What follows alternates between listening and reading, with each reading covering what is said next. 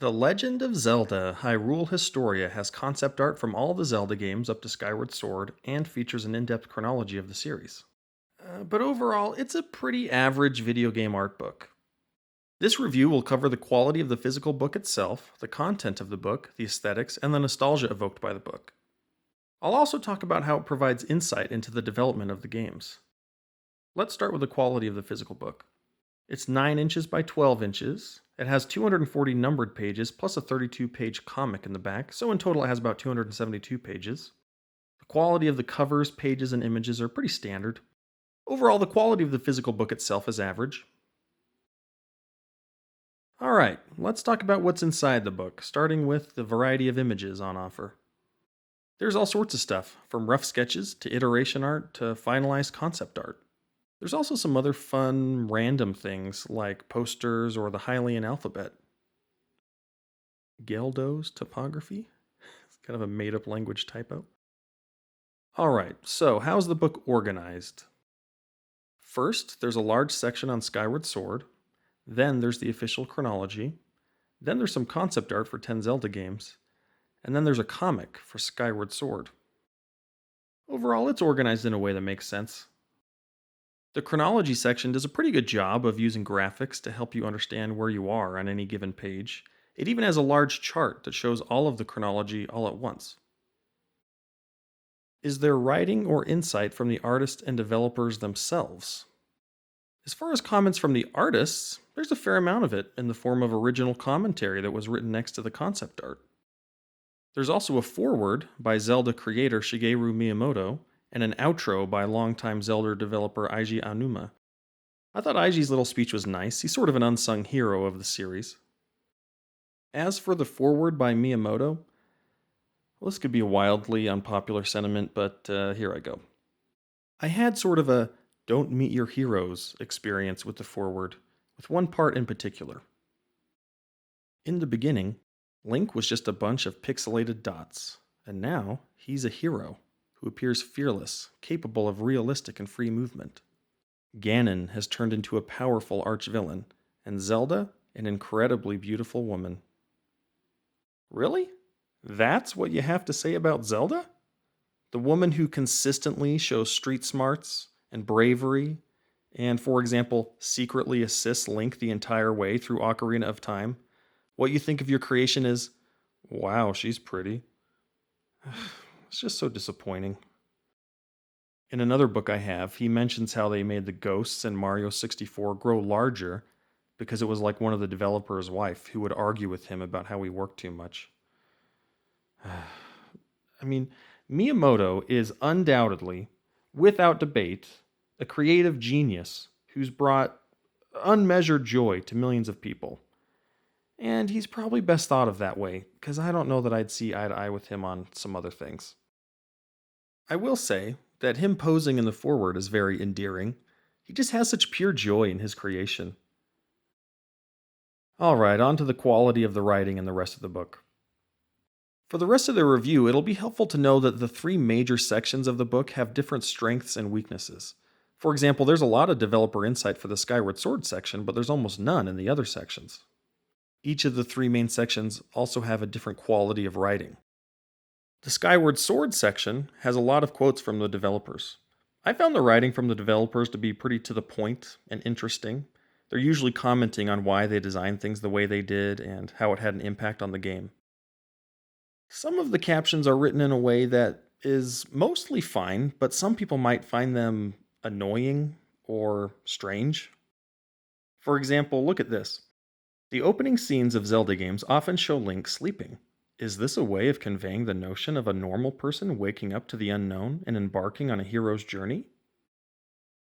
Every other art book is going to say something like, we made him sleeping in order to support the narrative that he's just a normal person that's waking up to something greater than himself, or whatever, rather than propose these weird leading questions.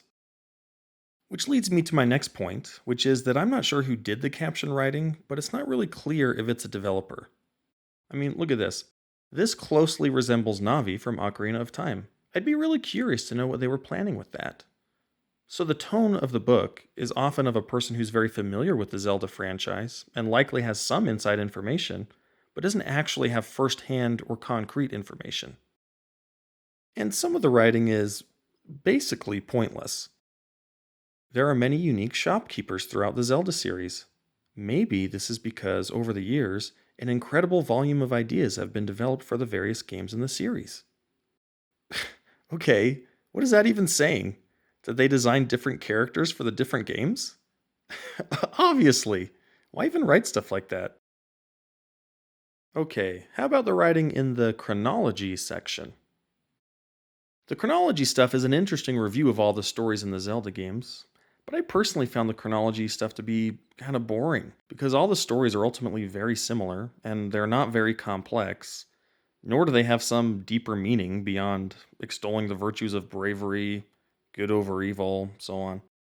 As you might guess, it's basically evil awakens, hero goes on a quest and stops it, evil awakens, hero goes on a quest and stops it, over and over again. Overall, I thought the writing in the chronology section is a little dramatic, but it's basically fine. As for the writing in the past games section, it's pretty similar to the Skyward Sword section, which is it has the tone of an insider, but not of a developer. There are a lot of notes on the concept art, especially the more recent games. As for the writing in the comic, I can't reliably comment on it because I don't normally read comics, so I don't really have anything to compare it to. Alright, does this book have what you want it to have? Well, it really depends on the person. The Zelda series is so big and so long running, people have different attachments to it. It's unlikely that this book is going to please everybody. I suppose what I was most interested in was the stuff from the early games, and there are some great things from this era. However, I would have liked them to be featured more prominently rather than have them clustered onto a single page. Out of the three main sections in the book, I was mostly interested in the concept art from the past games, and there's about 100 pages of that. It's pretty cool, I just wish there was more. I was also really interested, as usual, in why things were designed the way that they were. And there's a fair amount of this type of commentary in the Skyward Sword section. It would have been nice to have more of that kind of commentary on everything else in the book, though. As far as what else you might want to see in the book, there's some other fun features, like here where it shows how the designs of Link, Zelda, and Ganon have changed over the years. I also like this little section on the commercial release of each game. There's a little blurb for each one. By the way, Nintendo still refuses to acknowledge the existence of the Philips CDI Zelda games. Well, I don't blame them. With regard to what I would hope to see in this book, I do have a few complaints. Well, I have a few minutes of complaints. Too much of the book is about Skyward Sword. The book's sales pitch is that it's an in-depth look at the creation of the Zelda series and contains concept art, character designs, and the official chronology of the games, the history of Hyrule, and more.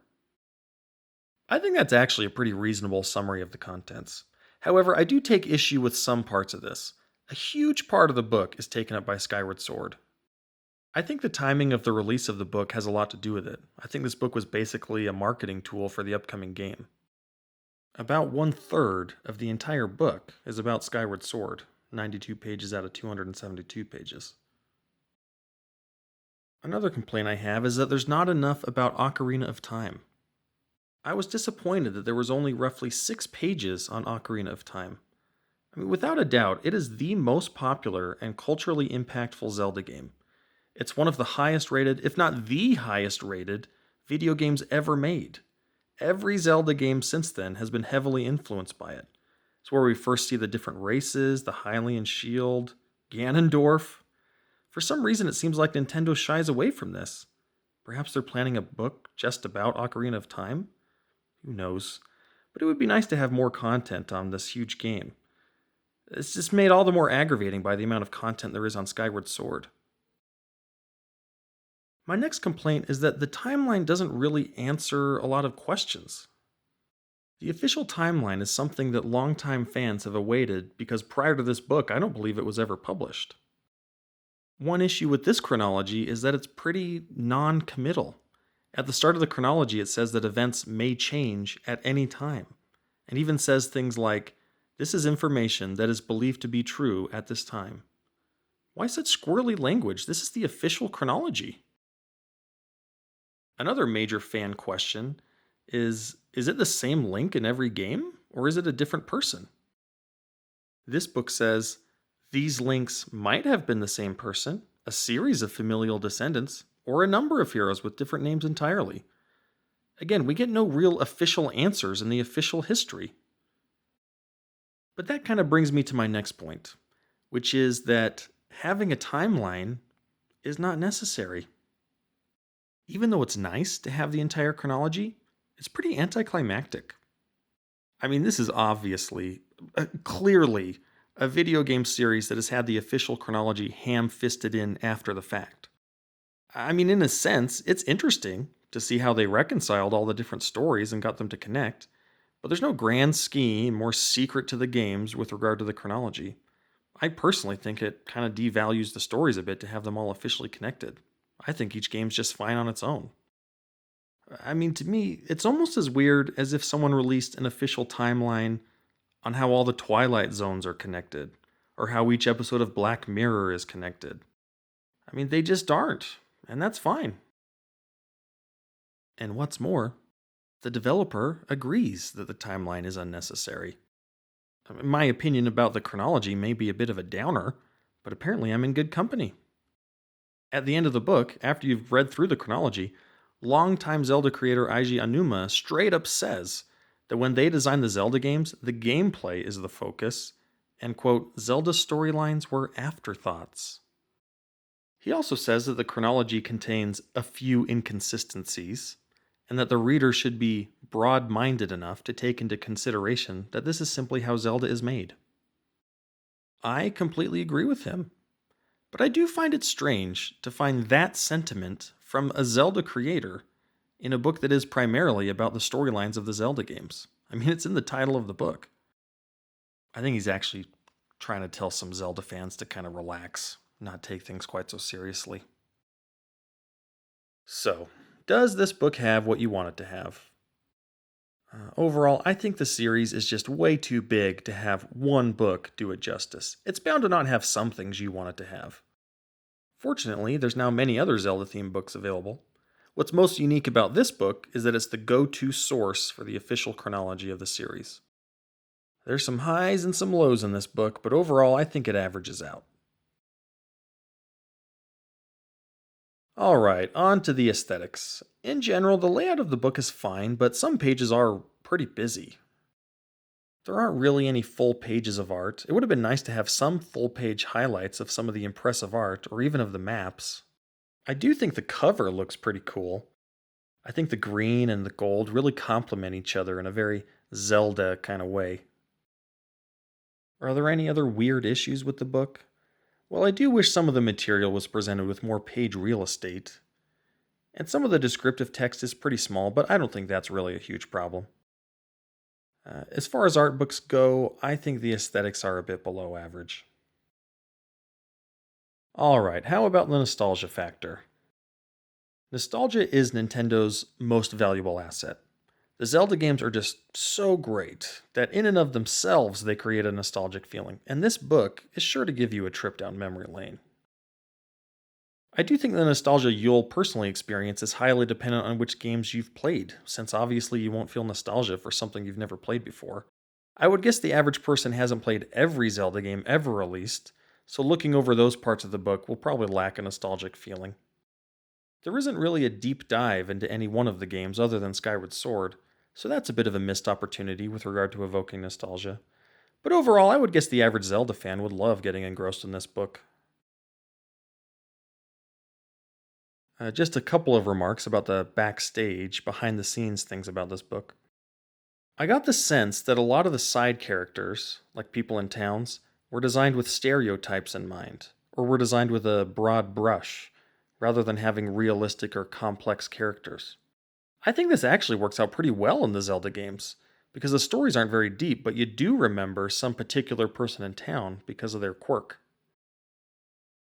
And also, just as I looked through the book, I was simply amazed at the huge undertaking it would be to create this series, especially since they were designing absolutely everything from scratch with the first games.